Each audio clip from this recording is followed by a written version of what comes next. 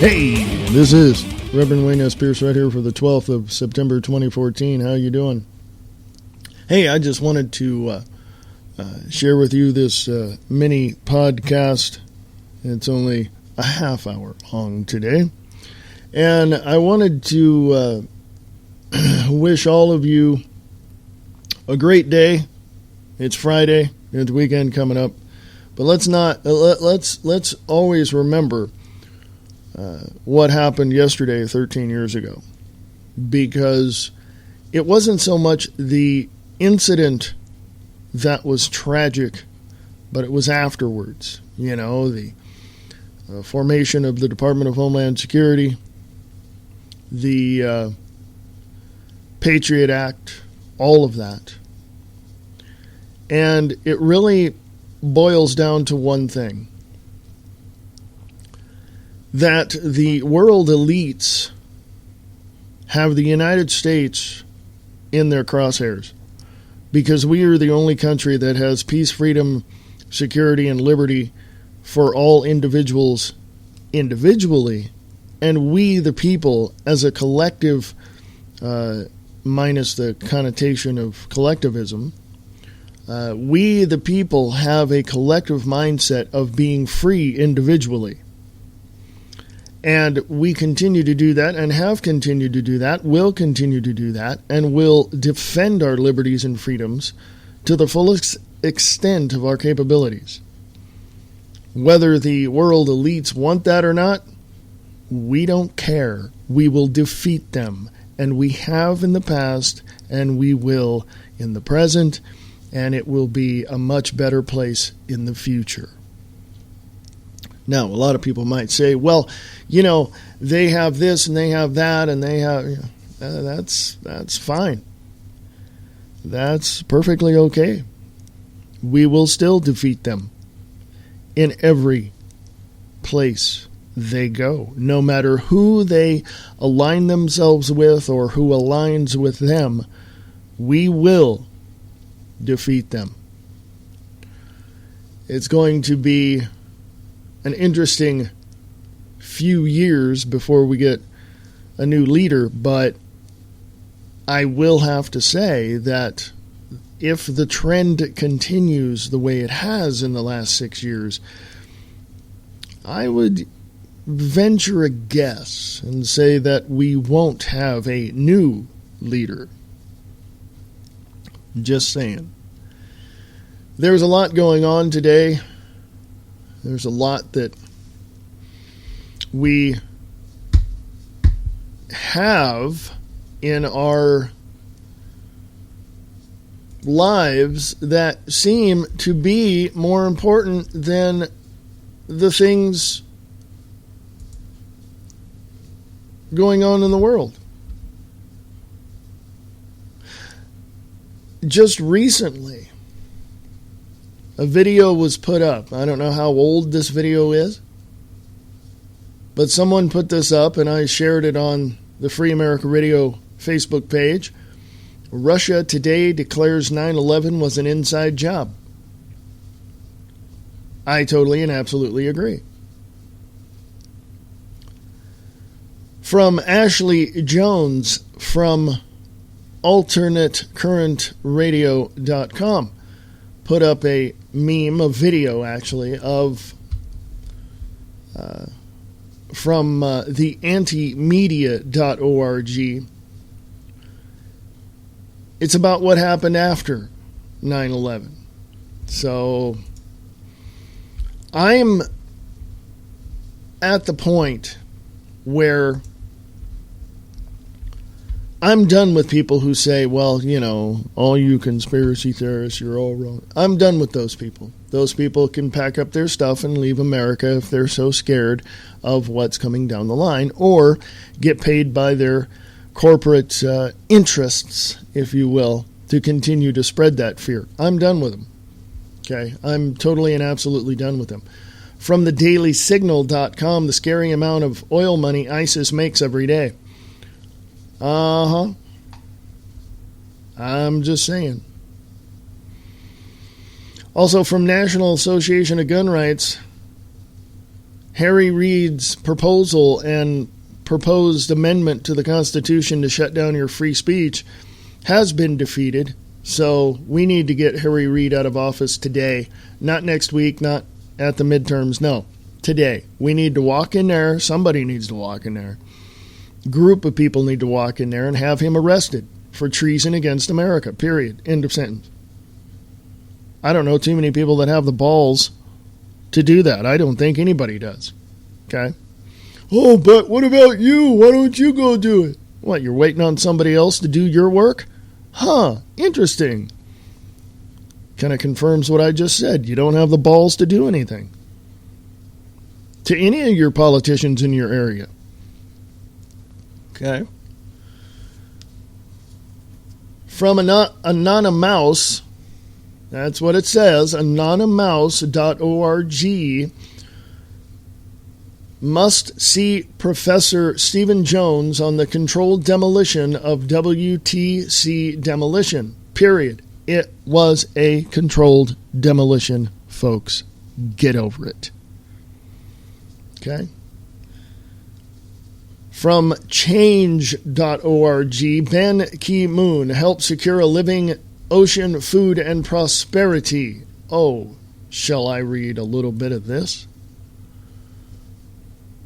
The resources and freedoms of the high seas are being exploited at the expense of us all, and especially at the expense of the poorest in society.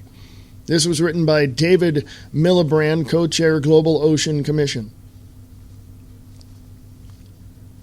He says, I believe strong ocean governance is critical for a more equitable and just world, providing us with food, fresh water, energy, medicine, the oxygen in every second breath we take, and even our holidays and healthy ocean. A healthy ocean is essential for all life on Earth. This is from change.org, by the way. And it basically, anything coming out of the UN is globalist in nature. In other words, the law of the sea treaty, the discussions behind the scenes with the UN with President Obama talking about, certain things in the Gulf of Mexico where where that oil rig blew up. Everything. They want to control everything on the planet, period. End of sentence. From WashingtonInstitute.org, 10 things you need to know about ISIS.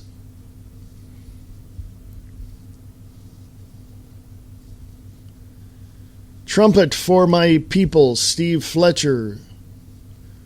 The number 2, Fletch, Dr222.blogspot.com. Go check that out. It's on Free America Radio on Facebook.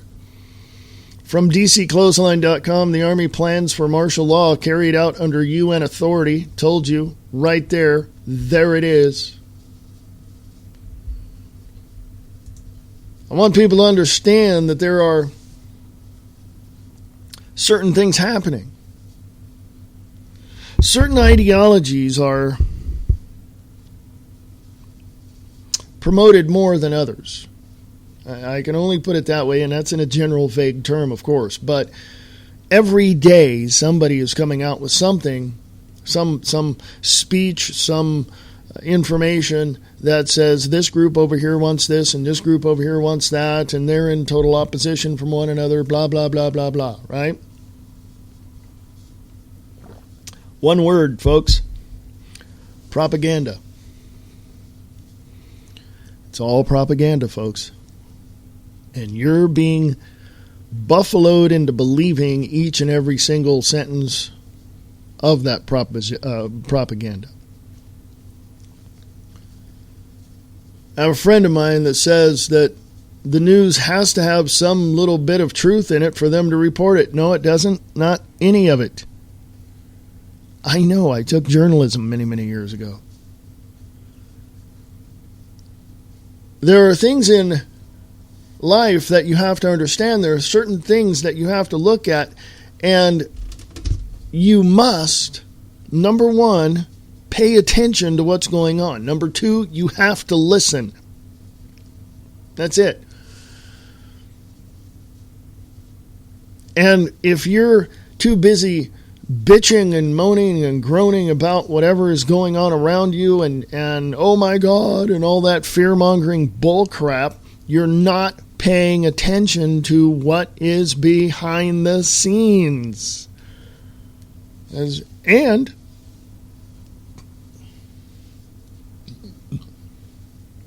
you're not understanding it. You don't have a general or maybe a specific understanding of certain things because A, you don't want to look. B, you don't care to look. C, you would rather all of it just go away so you can just live your life. My question is, how are you going to make it go away so you can live your life if you don't understand it, pay attention, listen, and make your own decisions on how you need to defend yourself against those things, either ecumenically, educationally, intellectually, or maybe even physically? How are you going to defend yourself?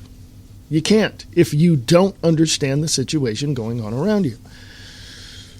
Now, I know, hey, I'm not an expert on a lot, and I don't know a whole, I don't know it all, as some might have considered me to be. Oh, you're just a know-it-all. No, I'm not. I don't know it all, and I don't claim to know it all. A lot of people may look at me and think that I know it all, but hey, I may have overlooked something. Let's check this out. If I did overlook something, all I got to do is go back and look at it again and see if I did. It's no big deal if somebody says I'm wrong. What did I overlook? 9 times out of 10,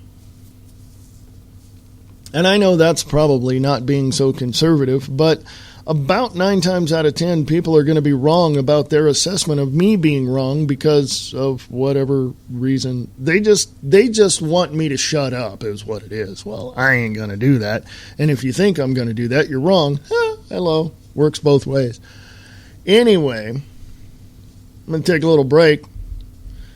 Take a little break, get a little coffee. So, I shall return. So if you want to go to the website, you can. You can go to thewaynespearceshow.weebly.com. Check out. If you want to donate to this show, you can. These little podcasts and the live broadcast, if you like them, please support the network. If you don't, please enjoy listening. Hey, it's great. So go to thewaynespearceshow.weebly.com. You can donate if you like. You can sponsor the show if you like. These little mini podcasts and the podcasts and the live broadcast. If you would like to sponsor them, you can. It's not going to break your marketing budget, that's for sure. If you have any questions, of course, you can always email me at freeamericaradio@usa.com. freeamericaradio@usa.com. And I shall return right after this.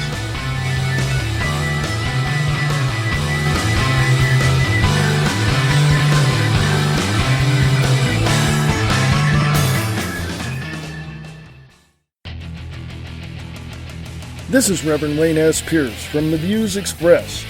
Please come join me on The Views Expressed Live, Monday through Friday, 4 p.m. Pacific, 7 p.m. Eastern, right here on Spreaker.com.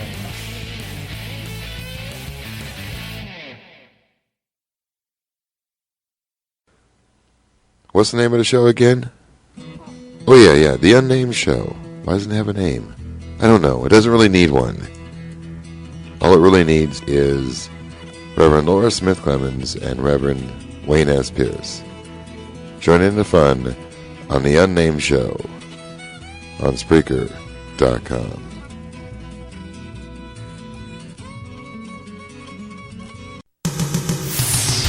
Hey there, I'm Big Tiny, and I'm the host of Big Tiny's Oldies and More. And we're playing music that you just love to hear from the 50s to the 90s. So check us out Monday through Friday and see what we're playing right here on Spreaker.com.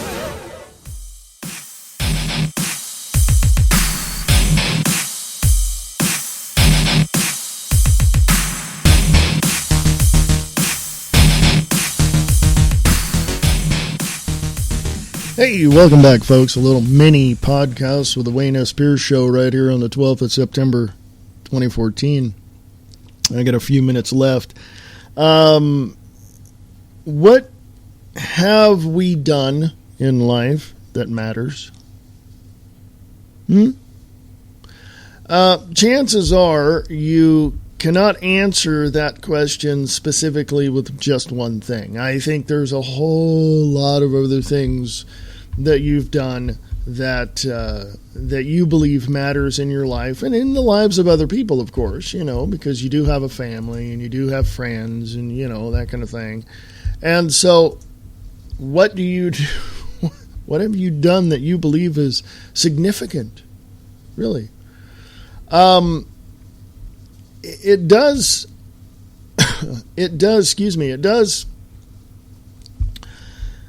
take you to a whole different mindset, doesn't it? I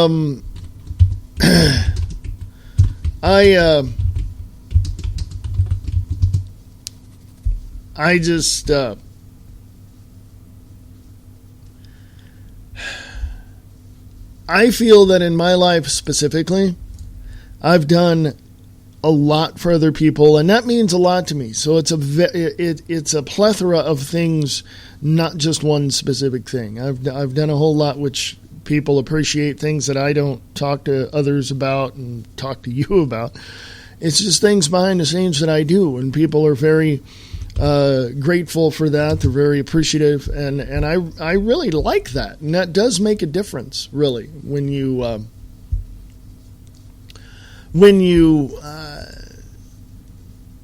look at your life and say, what have I done that's significant, So, and really, so I feel good about that. Going off into another direction, the New York Times, Michael Osterholm published this yesterday from Minneapolis, nytimes.com. I'll put this up on the Free America Radio website, the Facebook page, excuse me. Michael writes, "What we're afraid to say about Ebola." This is an op-ed contributor, Michael Osterholm, the opinion pages. From Minneapolis, the Ebola epidemic in West Africa has the potential to alter history as much as any plague has ever done. There have been more than 4,300 cases and 2,300 deaths over the past 6 months. Last week, the World Health Organization warned that by early October, there may be thousands of new cases per week in Liberia, Sierra Leone, Guyana, and Nigeria. What is not getting said publicly, despite briefings and discussions in the inner circles of world's public health agencies, is that we are in a total uncharted waters, and that Mother Nature is the only force in charge of the crisis at this time. There are two possible future chapters of this story that should keep us up at night. The first possibility is that the Ebola virus spreads from West Africa to megacities and other regions of the developing world. This outbreak is very different from the 19 that have occurred in Africa over the past 40 years. It is much easier to control Ebola infections in isolated villages, but there has been a 300% increase in Africa's population over the last 4 decades, which much of it in large city slums. What happens when an infected person yet to become ill travels by plane to Lagos, Nairobi, Kinshasa, or Mogadishu? or even Karachi, Jakarta, Mexico City, or Dhaka. The second possibility is one of the virologists, virologists are loath to discuss openly, but are definitely considering in private that an Ebola virus could mutate to become transmissible through the air. You can now get Ebola only through direct contact with bodily fluids. Let me repeat that again.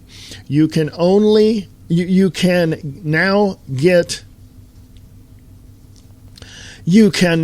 Ebola through direct contact with bodily fluids. He goes on to write, but viruses like Ebola are notoriously sloppy in replicating, meaning the virus entering one person may be genetically different from the virus entering the next.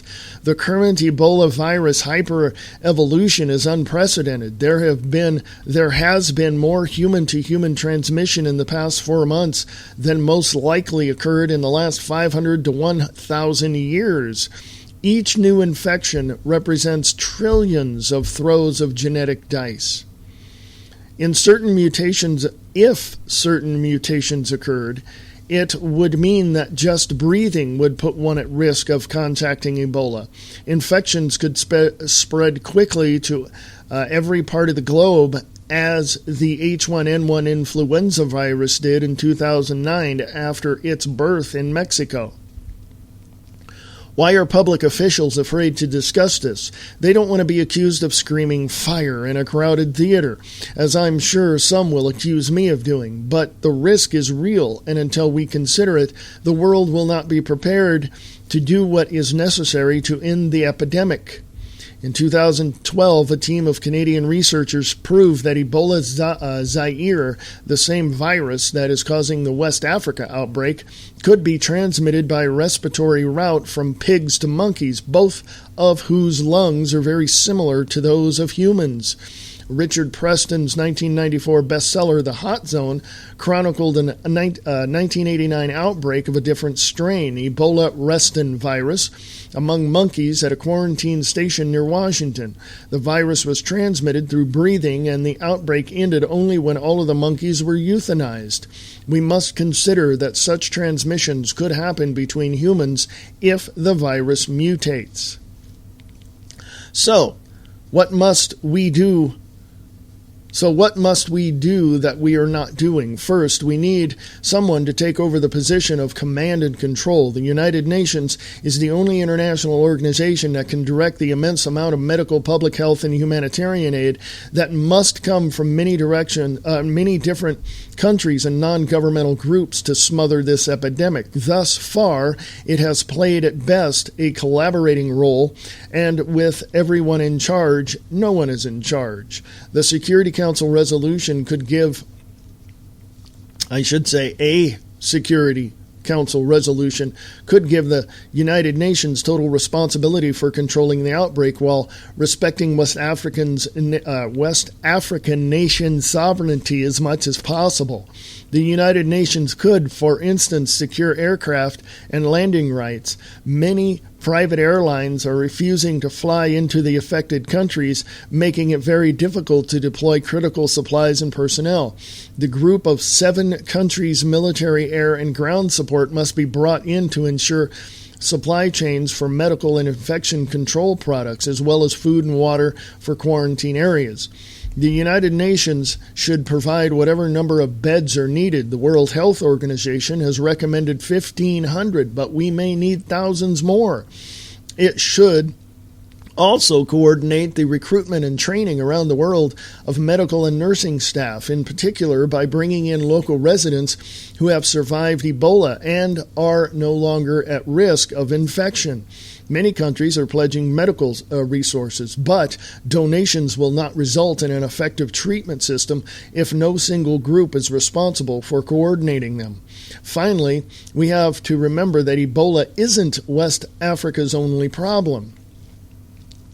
Tens of thousands die there each year from diseases like AIDS, malaria, and tuberculosis.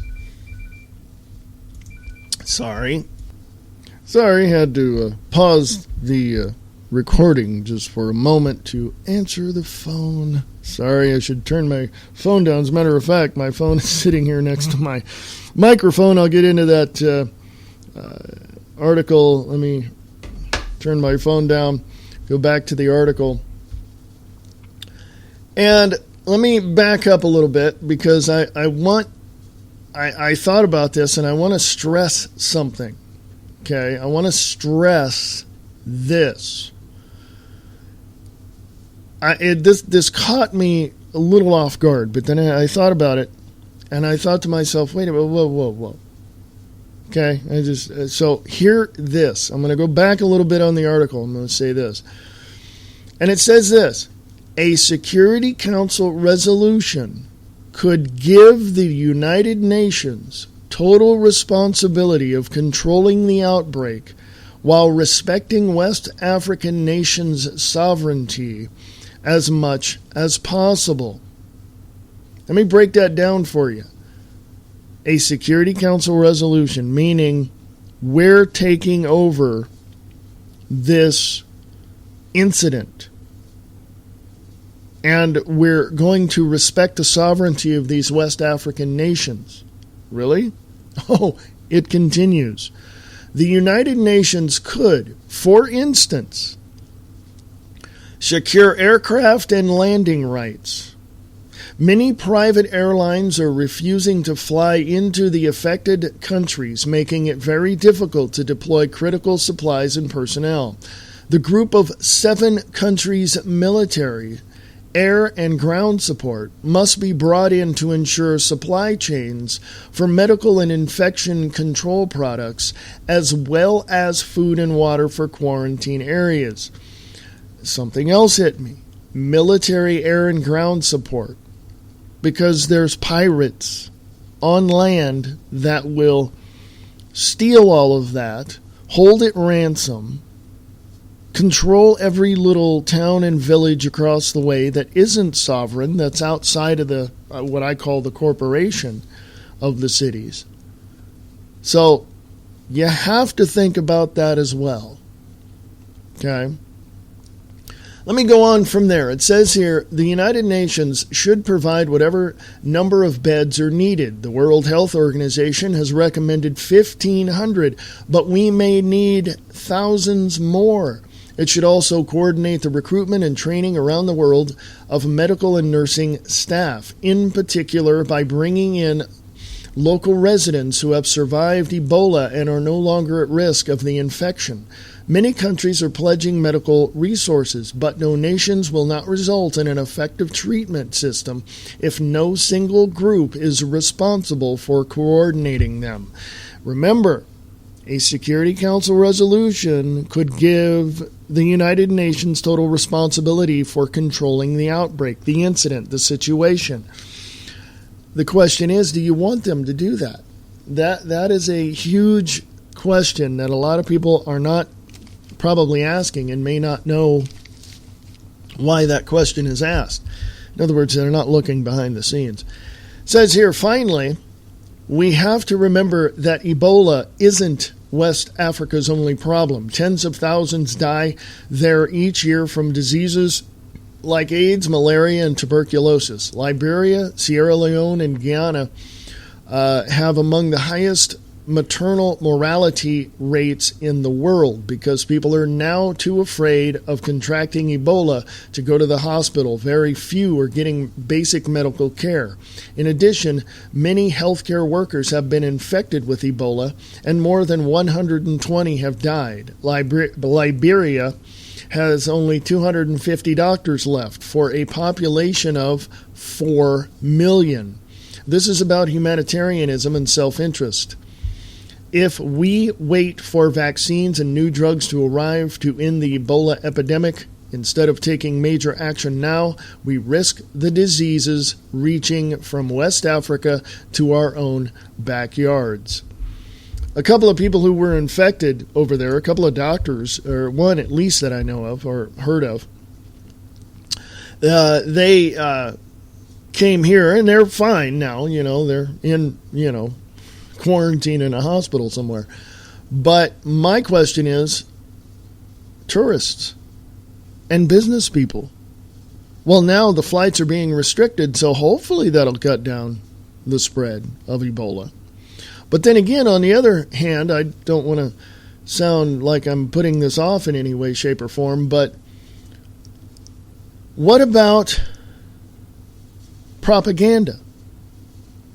Now, when you say, "Oh, this big epidemic," and all these networks on your state-run media are propagating this fear and instilling this fear into people, what are they going to do? You know what I mean? So, yeah, I'm not discounting the fact that that isn't happening, and I'm not putting, less of a light on the outbreak of this disease. No, but there's a lot to consider, seriously, there is. And when you look at this whole situation, when you examine this whole worldwide epidemic, the question comes to mind, who's profiting from it? Again, I don't mean to make light of the epidemic, but who's profiting from it? Okay? Somebody somewhere is making a few bucks. Okay? Whoever controls the vaccines, the remedy, the incident itself is going to be making tons and tons of money. Okay? Period. Who controls the gold controls society. That's one of the things I heard many years ago. It's paraphrased from an actual quote, actually. Well, what is that other one that we joke around about? It's he who has the most toys wins, Well, you can just translate that into any type of situation and, go from there. But again, not making light of the epidemic, because in Africa, the whole continent, in Zimbabwe and other places, there's diseases and outbreaks, and I'll tell you why. Sanitation, basic sanitation, is nowhere to be found in these little areas outside of Johannesburg, South Africa, the industrialized areas. I mean, you got to remember too that Africa, up in the northeast of the continent, is Egypt. And up above is Tunisia and all these other countries. But in the middle of the country, you got the Gold Coast, you got, all these other, provinces, if you will, that are very small and have hardly ever, if any, basic sanitation. Okay? And they either have village doctors and people, Doctors Without Borders, that kind of thing, volunteers coming in. They either have that or they have no medical health care whatsoever. They just live old or get diseased and die. So there is something to take a look at as well. Now, what's the United Nations going to do? What are they going to do? They don't have...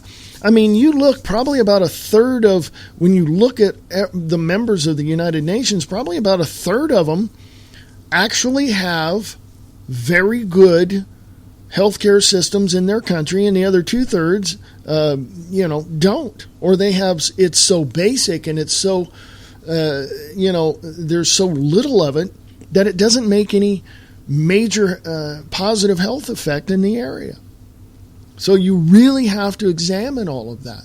Why are these diseases breaking out?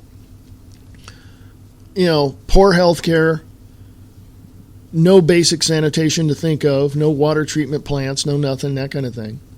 There's little volunteer groups that go into some of these and make very small little water treatment, areas, but it's not enough.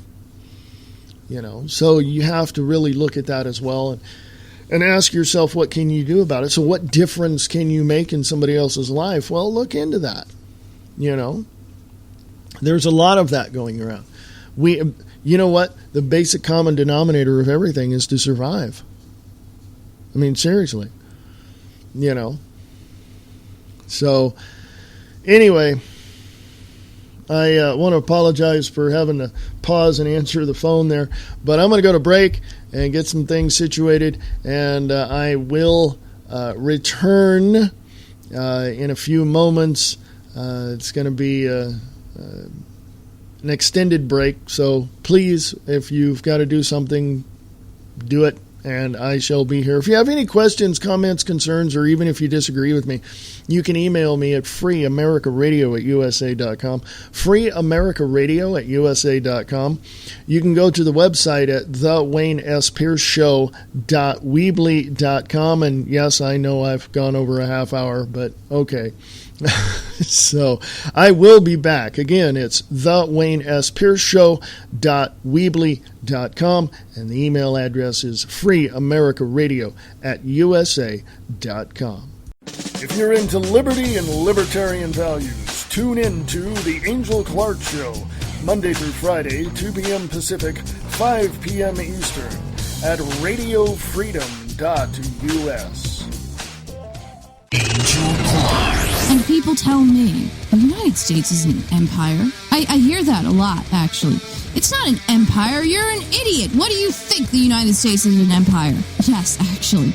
I do think that the United States is an empire because the United States is in control of governments all over the world. And it's not our place to kill and to send people to die in these other countries. For all those looking to kick the habit of mommy and daddy government. Listen to Just BK on the Shake and Wake Radio Network. ShakeandWakeRadio.com.